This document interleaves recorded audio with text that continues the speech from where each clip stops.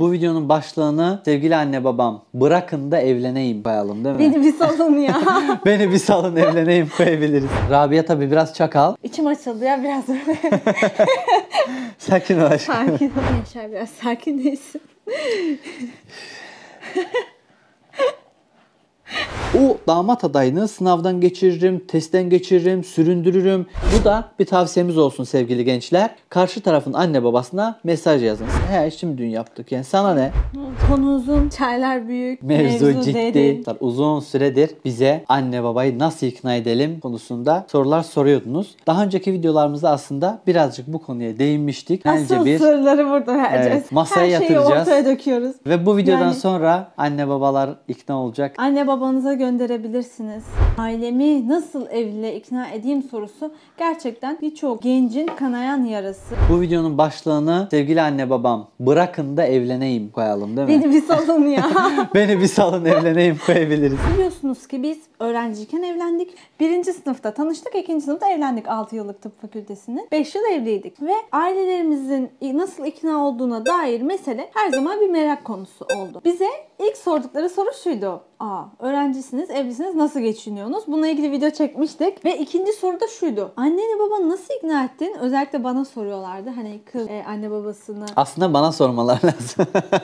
Yaşar ikna etti değil mi? Yani kız babası nasıl ikna oldu işte, nasıl verdi seni falan. Çünkü biz daha 19-20 yaşımızda falandık. Evlendiğimizde 19-20 idik. Biz tanıştık, tamam mı? Çok kısa bir süre içerisinde evlenmeye karar verdik. Bu nasıl oldu? Bizim zaten aklımızda belirli kriterler vardı evleneceğimiz insana dair. Onu görünce de kriterler oturmuş oldu yani. Cahillikten hızlı evlenmedik. Bilgelikten hızlı evlendik. Yani biliyorduk, Estağfurullah. araştırıyorduk, okuyorduk. Bunu doğru bulduk, olgunduk, evlenecek olgunluktaydık ve evlendik. Çok hızlı evlenmeye karar verdiğimizi duyan bazı izleyicilerimiz de deli cesareti falan diyorlardı ama öyle değil. Hani biz tıp fakültesi öğrencisiydik, bilinçliydik gayet de ve evlilik konusunda özel merakımız vardı. İlgileniyorduk, bununla ilgili kitaplar okuyorduk. Özel merakımız. Özel uzmanlık alanımızdı. Bu kadar kendimizi övdükten sonra. Evet, çok Ya övdük bu bunlar sefer. biraz işin şakası gibi. Kararımızdan emin olduktan sonra ailelerimize söyledik. Yaklaşık 1 ay sonra. Yani biz 10 yıl, 5 yıl, 3 yıl, 2 yıl neyse işte takıldık. Ailemize öyle söyledik değil. Tanıştık, evlenmeye karar verdik ve direkt mevzuyu ailelerimize taşıdık. Onlar zaten işin ciddiyetini ilk başta gördüler. Şahsen ben ilk babama söylemiştim. Ve babam ilk başta beklediğim kadar tepki vermedi. Herhalde acaba vazgeçer mi ya da hani belki daha çok gençtir, toydur, ilk tanıştığı insanla böyle hissetmesi Hatta normaldir. o hikayeyi anlatsın hayatım. Bir kere babası Rabia'yı Düzce'den almış ders çıkışı. Evlerine Eve Bartın'a gidiyorlar. Rabia tabii biraz çakal. Yolda babanın sevdiği şarkılardan 3-5 tane açmış. Yolda babanın da biraz altyapıyı oluşturmuş. Biraz böyle manevi, duygusal şeydi oluşturdum. Biraz babanın bizim dilde kılığına girmiş derler. Babanın biraz daha yumuşatmış. Ondan sonra demiş babacığım ciddi bir konu konuşacağız. Arabayı sağa çekebilir misin demiş. Bu gerçek ha. Baba da arabayı sağa çekmiş. Baba çekmedi. Çekmedi mi? Yo, babam benim mesleki olarak da şoför olduğu için çok profesyonel. İleri sürüş teknikleri uzmanı diyor hatta kendisine. O yüzden de diyor ne söylersen söyle beni etkilemez dedi. Ben de söyledim. İlk başta gerçekten çok beklediğim kadar ani ve çok yüksek bir tepki vermedi. Dedi ki kızım hani olabilir, tanıyın birbirinizi, bir görün bakalım falan. Ama ben direkt şey diyorum, öğreneceğiz işte, öğrenecek evleneceğiz, örnek olacağız insanlara falan böyle dı. Yani kendim öyle düşününce şimdi babamın gözünden de bakıyorum, ciddiye almamış olabilir ilk başta. Çok gaza söylediğimde. geldin değil mi? Evet, böyle bir gazla söylemiştim. Seni iyi doldurmuşum demek ki o zaman. Biz Yaşar'la oturup babamı nasıl ikna ederiz planlar yapıyorduk. Şimdi babam bu videoyu izlerse şey olmasın ama. Hani Bize gerçekten... kızmasın baba. Baba seni ikna etmek için gerçekten üstüne bayağı çalışmıştık. Hatta şöyle arkadaşlar. Şimdi artık iş işten geçmiş. Baba bana kızmaz diye umut ediyorum. Artık 5,5 yıldır evliyiz yani. Buradan tüm ailemize selam olsun iki tarafa da. Hepsinin ellerinden öpüyoruz. Ve gerçekten bizim anne babalar bence birçok anne babaya da örnek olabilirler bu konuda. Ki bu videoyu da onun için çekiyoruz zaten. Biz o dönemde ben kayınpederimi ikna etmede biraz başlarda zorlandım. Ben bir yabancı uyruklu biriydim. Yani tamam Azerbaycanlıyım, kardeş ülkeyiz, adetlerimiz, geleneklerimiz bir falan ama farklardan konuştuğumuzda ki farkını anlattığımız birçok videolarımız var. Çocuk yabancı uyrukludur. Ne olacak, nasıl olacak diye tabii ki bir kayınpeder adayı korkar yani. Bir de yaşımız küçük. Diyordu ki tamam evlenirsiniz 5. sınıfta, 6. sınıfta, 3-4 yıl sonra falan Evet. evlenirsiniz. Ama biz işte tanıştık ama uzak bir evlilik de istemiyoruz yani. Hani biz bunu da diyoruz ki söylüyoruz. zaten aynı sınıftayız. Zaten ikimiz de tıp okuyoruz. Birbirimizi seviyoruz. Niye uzatalım? Nasıl ki öğrenciler birlikte eve çıkıyorlar. Biz de evlenelim, evimize çıkalım. Babaların kaygıları genelde dirençli olan babalar oluyor, kız babaları. Babanın kaygısı şudur. Bunlar öğrenciyken evlenirse kızım okulu bırakır. Bir, sevgili damat adayları, bu sorunu cevaplamanız açık açık anne babanın karşı tarafın karşısına çıkıp bunu ispat etmeniz lazım. Anneciğim, müstakbel babacığım, ben evlenirsek kızınızın eğitimini yarıda bıraktırmam. Buna garanti veriyorum diye o güveni onlara vermeniz lazım. Anne babalar şundan korkar. Bu kız evlenirse çocuk yapar. Öğrenciyken çocuk olmaz. Yine okulu bırakır. Yine olay okula gelir. Ben bu yaşa kadar büyüttüm, iyi eğittim, üniversiteye kazandı. Hele iyi bir bölümdeyse hele anne baba garantiye almak ister. Ben karşı tarafa diyordum, anneciğim babacığım, biz öğrenciyken Rabia'nın okulu bıraktırmasını kesinlikle istemiyorum. Hakeza Rabia öğrenciyken 2. üniversiteyi bile okudu. İkinci, biz öğrenciyken çocuk yapmayacağız. Buna karar verdik. Ki zaten biz mezun olduğumuz dönemlerde çocuk oldu. Yani o ay içerisinde çocuk oldu. O da planlıydı. Zaten internlük öğrencilik sayılmıyor. Aynen, internken artık çalışıyor oluyoruz. O açıdan biz 5 sene çocuğu erteledik ve bunu aileye de anlattık. Yani öğrenciyken çocuğumuz olacak. Biz artık çocuğa karışacağız, eğitimden uzak duracağız düşüncesine kapılmasınlar. Şimdi evlendiler. Evlenmenin bir masrafı var. Bunların geçimini biz mi temin edeceğiz diyorlar. Yani biz mi göndereceğiz? Aileler bunu düşünebilirler. Bunu da hani ailenize açıklamanız gerekiyor. Çalışacak mısınız? Burs mu alacaksınız? Ne kadar aile desteğine ihtiyaç duyacaksınız? Evlenirken ne kadar masraf yapacaksınız? Bunların hepsini de ailenin kafasındaki soru işaretlerini gidermeniz gerekiyor. Yaşar bir kere Bartın'a gelmişti. Babamı tam ikna etme süreçleri. Yaşar da Azerbaycan'dan döndü. Bartın'a geldi. Babamla baş başa konuşuyorlar. Arabanın böyle yanında falan. Babam Yaşar'a diyor ki oğlum tamam iyi hoş evlendiniz diyelim. Peki nasıl geçineceksiniz? Yaşar cebinden bir tane böyle şey çıkarıyor, kağıt. İçinde şey yazıyor. Geçinme planımız. Orada işte aylık şu kadar şuradan paramız geliyor, bu kadar buradan geliyor, şuna şu kadar gidecek, buna bu kadar gidecek. Böyle adama direkt kağıt gösteriyor yani. Evet. Ve o cevaptan sonra da babam ikna olmuştu. Siz zaten planlı olursanız o potansiyeli ebeveyn sizde görürse çok da diretmez gibi. Biz o güveni vermiştik bence. Çünkü çok akıllı başlı, planlı insanlardık. Yani şöyle sevgili arkadaşlar, biz Rabia'nın dediği gibi her şeyin planını detaylı masaya yatırarak, yani biz tanıştığımızın ilk aylarında işte evlenirsek kaç paramız çıkar? İkinci el buzdolabı fiyatı var, yazmışız önüne. İnternetten bakmışız. İkinci el çamaşır makinesi. Bir yatak alsak ikinci el kaç olur? Sıfır alsak kaç olur? Nişanla yapsak kaç paramız çıkar? Nişansız yapsak kaç paramız çıkar? Düğünlü olsa ne kadar olur? Düğünsüz olsa ne kadar olur? 2 ülkede yapsak kaç olur? Tek ülkede hepsini tane tane yani not ettik arkadaşlar. Bunları konuşuyorduk. Biz mesela gidiyorduk bir yere çay içmeye. Böyle saatlerce Yaşar söylüyordu, ben yazıyordum. Yaşar söylüyordu, ben yazıyordum. Yaz kızım.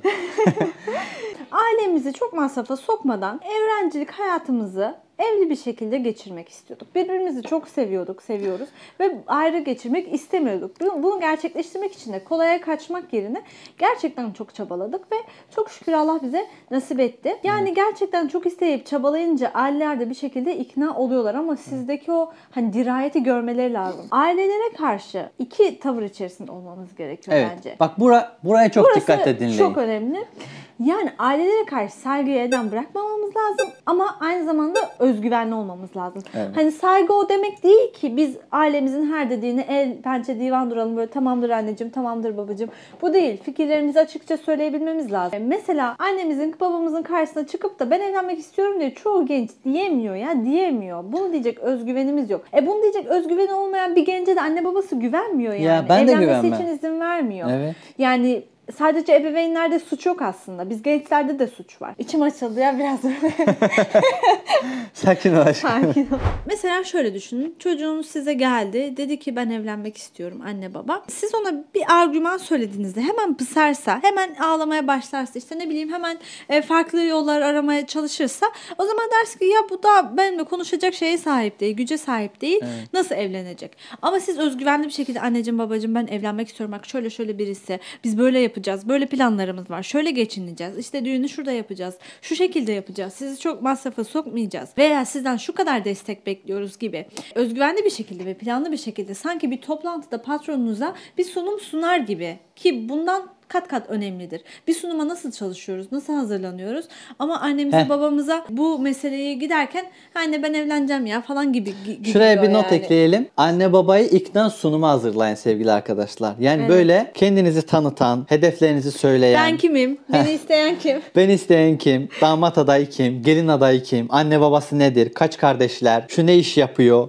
Fotoğrafları nelerdir? Nereyi bitirmiş? Kaç puanla bitirmiş? Ne kadar olgun? Bunlar şaka gibi bakmayın yani. Gerçekten cidden yani bu bir hayat planı. Siz mevzunuzu ne kadar ciddiye alırsanız ebeveynleriniz de sizi o kadar ciddiye alacaktır. Çoğu gençler şöyle diyor. Ben diyor işte bir kere söyledim anneciğim babacığım. Ben böyle bir şey düşünüyorum. Babam bana bir baktı. Annem bir daha bu konu açılmasın dedi. Ben bir daha da bu konuyu açamam. Beni öldürürler. İşte bu yaygın ya. Böyle hem de esprisi var.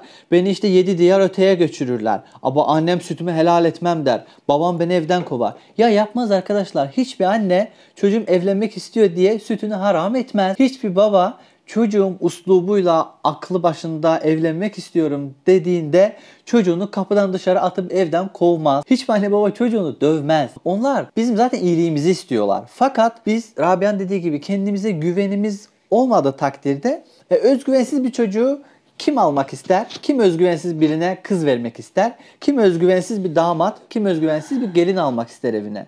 Yani dolayısıyla iki şart çok önemlidir. Bir, özgüvenli olacaksınız. Sözünüzü gerektiğinde elinizi masaya vurup kararınızı ortaya koyabileceksiniz. Kendim, bu benim hayatım. Ben kendi ayaklarım üzerinde durabilirim. Ben bunu yapabilirimi? Bunu hissettirmelisiniz. Deyip de pısırık olursanız da olmaz. Yani gerçekten hayatınızda sözünüzü, lafınızı deyip ailede etkin bir kelama sahip olacaksınız. Bu bir. İkincisi de saygı. Yani anne babaya saygı şarttır.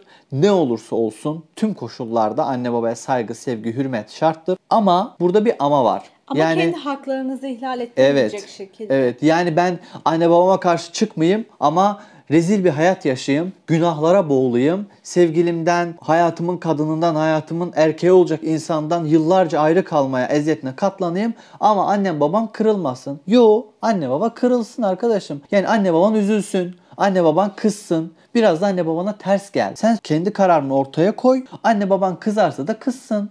Yani şöyle anne babam kızacak diye ben 5 sene bu konuyu bir daha açamam demeyin. Ki çoğu zaten açamayıp ne yapıyor? Gidiyor yine de erkek kız arkadaş olarak aynı evde yaşıyorlar. Bizim üniversitede benim tanıdığım onlarca belki 100'e yakın çift var. Şu an oturup sayarsam herhalde bir 100'e yaklaşır. Birlikte yaşıyor. Şu an bu videoyu izleyen anne babaların belki de %70'inin 80'inin çocuğu birlikte yaşıyor. Yani bunun farkında değil misiniz? Birlikte yaşıyor ya. Erkek arkadaşıyla, kız arkadaşıyla birlikte yaşıyor. Neden sadece görmezden? Sadece adı olmayan bir evlilik hayatı. Zaten evlilik hayatı yaşıyorlar. Birlikte okula gidip geliyorlar. Birlikte yemekhanede yemek yiyorlar. Birlikte kantinde çay içiyorlar. Birlikte geziye gidiyorlar. Birlikte derse katılıyorlar. Birlikte kütüphane ders çalışıyorlar. Birlikte akşam yatıyorlar ya. Evlilik hayatı yaşıyorlar. Bunu birçoğunuz biliyorsunuz. Birçoğunuz da bilmiyorsunuz. Her halükarda bunu yapıyor gençler. Neden? Bu fıtri bir ihtiyaç ya. İnsan eşiyle tamamlanmak, birlikte yaşamak istiyor. Kötü bir şey de değil. Siz destek olursanız onlar evlenir, birlikte yaşar. Aynı yaşadığı hayatı helal, kanuni, güzel, yasal, haklarını koruyarak, hukuki bir çerçevede yaparlar yani. Bir de benim karşılaştığım Yaşar, biraz sakin değilsin.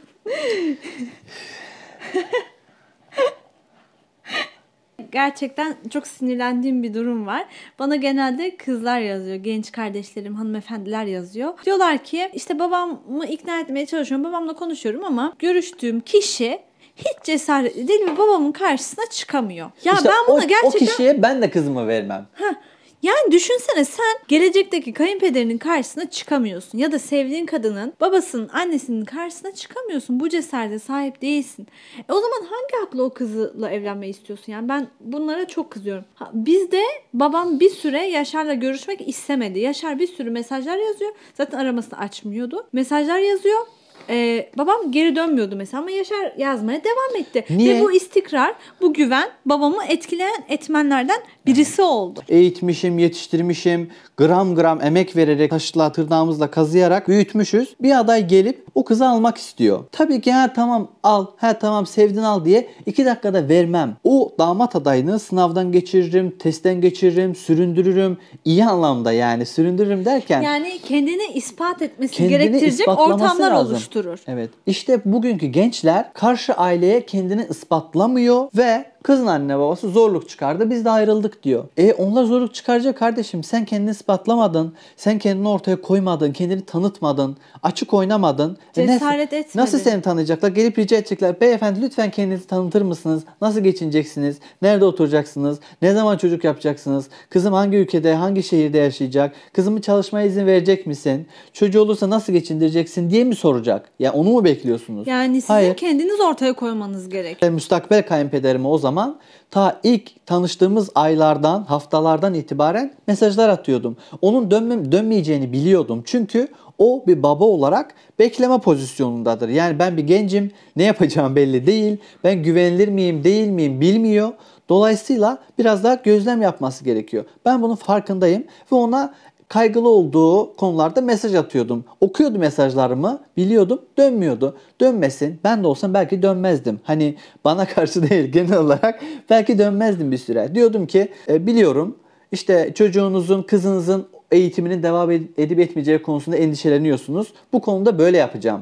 Nasıl geçineceğimiz konusunda kaygılanıyorsunuz, haklısınız. Bu konuda şöyle yapacağız. Hep benim babamdan bahsettik ama adama çok yüklenmeyelim. Ben de Yaşar'ın annesini, kayınvalidemi ikna etmek için aynı yöntemleri uyguladım Benim ki. annem Koç burcu, Rabia'nın babası Koç burcu. Dolayısıyla çok ters insanlar, çok inatçı insanlar, kolay kolay beğenmeyen Yok ya, insanlar. laf ettirmem şimdi babama da kayınvalideme de. Öyleler yani, karakter olarak Ama öyle. gerçekten biraz beğenmeme huyları var yani. Yani onları ikna Ben etmek hatta daha zor. diyorum, Güler annem beni zamanında nasıl beğenmiş? Acaba beğenmiyor mu falan diye diyorum yani. Israrla işte böyle çok zorlamadan haftada 1-2 karşı tarafın kaygılı olduğu konularda mesaj yazıyordum. Bu da bir tavsiyemiz olsun sevgili gençler. Karşı tarafın anne babasına mesaj yazın. Saygılı, terbiyeli, çerçeveli, düzgün, adaplı, usluplu mesaj yazın. Mektup yazın. Bir şeyle kendinizi, hedefinizi, planınızı karşı tarafa iletin.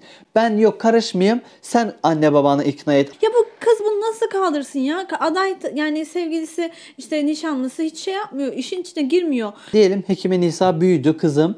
Bir ilişkisi var. Gelip bunu bana anlatmasını, kendisinin anlatmasını bir kere isterim. Ama eş adayının gelip kendisini bana anlatmasını isterim bir baba olarak. Hayatın her alanında, ama her alanında, evlilik konusunda da benim temel kaydım şudur: açık oynamak lazım. Hayattaki her konu bir oyundur. Bir oyundur. Yani bir oyunu geçiyoruz. Bir sınav dönemidir, geçiyoruz. Bir mücadeledir, geçiyoruz. Ve tüm oyunu açık oynamak önemlidir. Birinci kuraldır. İyi ise de kötüyse de ilk günden ben Rabia'na da ailesinin de karşısına çıkıp ben buyum, ailem şu, huyum su, şu suyum şu diye anlatıp açık oynadım. Yani kötü bir şey olacaksa da baştan bilinsin, iyi bir şey de varsa baştan bilinsin diye saklamadan her şeyi anlattım. Samimi davranmak her zaman en iyi tekniktir. Şuna inanıyorum. Gerçekten bir insan isterse, kafaya koyarsa her şeyi başarabilir. Evet. Allah izin verdiği takdirde tabii. Allah da sonuçta kaderimizi kendi çabamıza bağlı kılıyor. Bu bir ayet. Genelde hep kavli dua yapıyoruz. Fiili duayı hep unutuyoruz. Çabalamıyoruz. Allah'ım bana onu ver. Allah'ım bana bunu ver. İyi de çabalamıyorsun yani. Nasıl olsun? Evet. O yüzden nacizane biz hani artık neredeyse 6 yıldır evli olan bir çift olarak kızımız var, okulumuz bitti, artık doktor olduk, çalışıyoruz falan. Hani nispeten tecrübeli sayılırız. Genç kardeşlerimize bunu diyorum. Çabalayın, çabalayın, çabalayın. Çok çalışın ve çabalayın. Evet. İstediğiniz her konuda. Bazen şey düşünüyorlar ya, işte bunların arkaları sağlam, her türlü evlenmişler. Hayır arkadaşlar, yani biz ikimiz de zengin ailenin çocuğu değiliz. Ve evlilik sürecimizde de ailelerimize çok maddi yük olmaya çalışmadık. Siz de olmaya çalışmayın. Ailenizin maddi durumu iyi olsa bile, diyelim anne babanızın çok parası var. Olabildiği kadar kendiniz kurun. Didinin, mücadele edin. Kendiniz gram gram alın. Yani bir gelin evde her şey hazır olup eve hazır gelmemeli. Şöyle söyleyelim, biz 6 yıllık evliyiz neredeyse ve İlk koltuk takımımızı daha geçen hafta aldık. Evet, ilk evlendiğimizde de eşyalarımız vardı. Onlar yani kendimiz seçmemiştik. Hediye gelmişti. Hikayemizi izleyenler bilirler. 6 aydır çalışıyoruz. Daha yeni aldık. Geçen hafta. Onu da taksitle maksitle yani. Maddiyat biliyoruz, sorundur. Her şey çok pahalandı. Bir evlilik olmuş ne kadar, bir düğün, bir gelinlik olmuş ne kadar fiyat. Yani evinizi dizmek isterseniz en az 150-200 bin lira bir bütçenizin olması lazım. Bunları biliyoruz. Şunu mantıklı buluyorum. Öğrenciyken evlenecekseniz veya maddi durumunuz yoksa, evlenmek istiyorsanız gidin abi, dini nikahınızı okutun, resmi nikahınızı okutun. Evinizi kurun. Olabildiği kadar yarım yamalak da olsa eşyalarınızla mutlu olmaya çalışın. Durumunuz olduğunda o şahşahalı düğünü de bir gün yaparsınız. Öğrencisiniz mesela diyelim. Ailelerinizi ikna edin. Onları işin içine koyun. Dualarını alın. Resmi nikahınızı okutun. Ufak bir aile çapında bir yemek töreni yapın. Dini nikahınızı okutun. Helal bir şekilde ailenizi oluşturun. Okulu bitirirsiniz, mezun olursunuz, atanırsınız, maaşınızı alırsınız. O zaman düğün de yaparsınız. Ne diyecekler? En fazla bir iki komşu işte bunlar önce 5 sene önce evlendi de şimdi düğün yaptı. He şimdi düğün yaptık yani sana ne? Ne olacak? Çaylar bitti. Evet. Sohbeti de bitirelim. Bitirelim. Samimi olmak canlar. Samimi olun ailelere karşı. Cesur olun. Özgüvenli olun. Hedeflerinizi, isteklerinizi yazılı bir şekilde ortaya koyun. Planlı olun. Ailelere karşı saygıdan taviz vermeyin. İşte anne babalar bu çocuk bu kızı buldu ya bu kız gidip bu çocukla tanıştı artık bizi takmıyor, önemsemiyor, bizi ciddiye almıyor demesin. Lüks bir evlilik, lüks bir düğün, lüks bir nikah, nişan planlamayın. Çok önemli değil yani. Bazal düzeyde yapın. Önemli olan mutlu olun, hayatınız güzel olsun. Ne demişler? Yani azıcık aşım kaygısız başım. Evet. Eşyalı eve de çıkabilir öğrenciler. Bunu da bahsedelim. Eşyalı eve çıkın. Birçok arkadaşımız öğrenciyken evlenip eşyalı eve çıktılar. Yani çok mantıklı bence. Sevgili anne babalar siz de elinizden geldiği kadar destek olun. Yani birçok anne baba şöyle diyor. Tamam ben seni okutuyorum evlenirsen bir kuruş dahi vermem. Madem evlendin git kendi yolunu çiz der. Bu da doğru değil. Yani bu hayatın kuralı. Bugün onlar yapar. Yarın da biz yaparız yani. Yarın da çocuklar yapacak. Yine aynı parana devam et. Aynı harçlığını ver. Aynı bursunu ver. Yardım et yani. O da mezun olur. Anne babanın öğrenciyken ona yaptığı kıyağı, ona yaptığı desteği o da karşılar. Çok abartmamak lazım. Geleneklerden uzak durup gerçekten de samimi, mutlu, huzurlu bir evliliği, genç bir yuvayı kurmak lazım. Olabildiği kadar masrafsız, sade. Dinimiz de biliyorsunuz bu konuda bunu öneriyor zaten. Her konuda din deyip düğün konusunda tamamen dinden uzak bir ülkeyiz. Evlilik konusunda tamamen dinden uzak bir ülkeyiz. Ne yazık ki. Zaten gençlerimiz bugün günah bataklığında, pornografi, mastürbasyon bağımlılığı batağında mahvolup gidiyorlar. Yapabiliyor musunuz anne baba olarak bir şey? Hiçbir şey yapamıyorsunuz. Yapamayacaksınız da. Biz yapabilecek miyiz anne baba olunca? Çok namalum, çok meçhul. Biz kaliteli, huzurlu, pahalı olmayan, gösterişli olmayan, bilinçli bir evliliğin gençlik için kurtarıcı olduğunu düşünüyoruz. Kanalımızın ilk videosundan 200. videoya yaklaştık. Bu videoya kadar hep bunu diyoruz. Hep de dedik. Mutlu Evlilik Hikayemiz diye bir oynatma listemiz var. Orada evlilik sürecimizi kapsayan 8-10 tane videonun hepsini orada özetledik. Fikirlerinizi mutlaka yazın yorumlara. Biz yorumlara olabildiğince cevap veriyoruz. Ve sizin fikirlerinizi görmek, bir kamuoyu yoklaması yapmak da bizim için önemli. Çünkü hani biz belki hep işin gençler tarafını gördük. Bir de anne babalar ne diyor acaba? İzleyen anne babalar da lütfen yorum yaparlarsa çok seviniriz. Bir de sevgili dostlar istatistik olarak belki şu ana kadar 100'e yakın öğrenciyken evlenen çiftle bir iletişimimiz oldu, bir irtibatımız oldu. Hatta işte birkaç videomuza öğrenciyken evlenen böyle onlarca kişi mesaj yazmış. İşte biz de öğrenciyken evlendik, şu yollardan geçtik, şöyleyiz falan veya çevremizde bir sürü öğrenciyken evlenen arkadaşlarla tanıştık ve inanın hepsinin ortak noktalarından bir tanesi şu. İyi ki yapmışız diyorlar. Yani iyi ki ertelememişiz diyorlar. Yani öğrenciyken evlenip pişman olan bize ulaşan yoktur. Belki de vardır, illaki vardır. Burada söylediklerimiz size çok rigid ve radikal gelmiş olabilir ama inanın gençlerin durumu bu ve biz birazcık içinden geldiğimiz için üniversite çevresinde oturuyorduk birkaç ay öncesine kadar. Oradaki ortamı gördüğümüz için bu kadar da doluyuz. Yorum yazan canları ayrı bir seviyoruz. Allah'a emanet olun. Kendinize iyi bakın. Ah. Acıdı. Güzel kız.